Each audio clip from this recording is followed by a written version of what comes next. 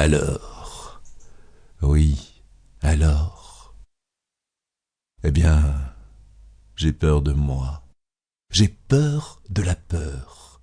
Peur des spasmes de mon esprit qui s'affole. Peur de cette horrible sensation, de la terreur incompréhensible. Ris si tu veux. Cela est affreux, inguérissable. J'ai peur des murs, des meubles, des objets familiers qui s'animent, pour moi, d'une sorte de vie animale. J'ai peur surtout du trouble horrible de ma pensée, de ma raison qui s'échappe brouillée, dispersée par une mystérieuse et invisible angoisse. Je sens d'abord une vague inquiétude qui me passe dans l'âme et me fait courir un frisson sur la peau. Je regarde autour de moi, rien, et je voudrais quelque chose. Quoi? Quelque chose de compréhensible, puisque j'ai peur uniquement parce que je ne comprends pas ma peur. Je parle, j'ai peur de ma voix. Je marche, j'ai peur de l'inconnu, de derrière la porte, de derrière le rideau, de dans l'armoire, de sous le lit. Et pourtant, je sais qu'il n'y a rien nulle part. Je me retourne brusquement parce que j'ai peur de ce qui est derrière moi, bien qu'il n'y ait rien et que je le sache. Je m'agite, je sens mon effarement grandir, et je m'enferme dans ma chambre, et je m'enfonce dans mon lit, et je me cache sous mes draps, et, blotti, roulé comme une boule, je ferme les yeux désespérément, et je demeure ainsi pendant un temps infini, avec cette pensée que ma bougie demeure allumée sur ma table de nuit, et qu'il faudrait pourtant l'éteindre. Et je n'ose pas. N'est-ce pas affreux d'être ainsi? Autrefois, je n'éprouvais rien de cela.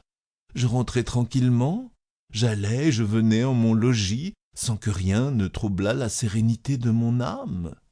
Si l'on m'avait dit quelle maladie de peur invraisemblable, stupide et terrible, devait me saisir un jour, j'aurais bien ri.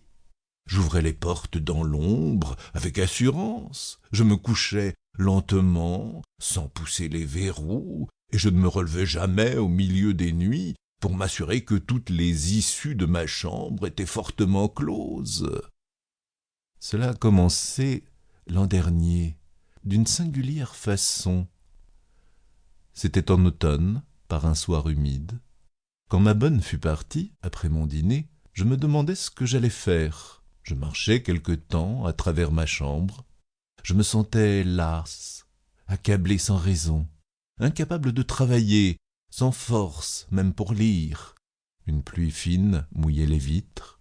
J'étais triste, tout pénétré par une de ces tristesses sans cause qui vous donnent envie de pleurer, qui vous font désirer à n'importe qui pour secouer la lourdeur de notre pensée.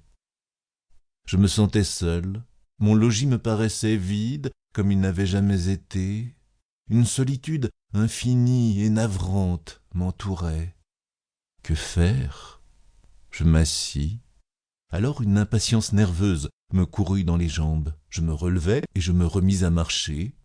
J'avais peut-être aussi un peu de fièvre, car mes mains, que je tenais rejointes derrière mon dos, comme on fait souvent quand on se promène avec lenteur, se brûlaient l'une à l'autre, et je le remarquai. Puis, soudain, un frisson de froid me courut dans le dos. Je pensais que l'humidité du dehors entrait chez moi, et l'idée de faire du feu me vint. J'en allumai, c'était la première fois de l'année, et je m'assis de nouveau en regardant la flamme. Mais bientôt, l'impossibilité de rester en place me fit encore me relever, et je sentis qu'il fallait m'en aller, me secouer, trouver un ami.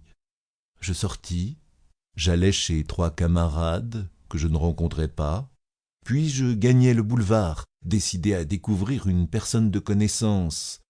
Il faisait triste partout. Les trottoirs trempés luisaient. Une tiédeur d'eau, une de ces tiédeurs qui vous glacent par frissons brusques, une tiédeur pesante de pluie impalpable accablait la rue. Pour continuer à écouter ce livre audio gratuitement, cliquez sur le lien dans la description et vous pourrez l'écouter en entier sans frais grâce à l'essai de 30 jours d'Audible.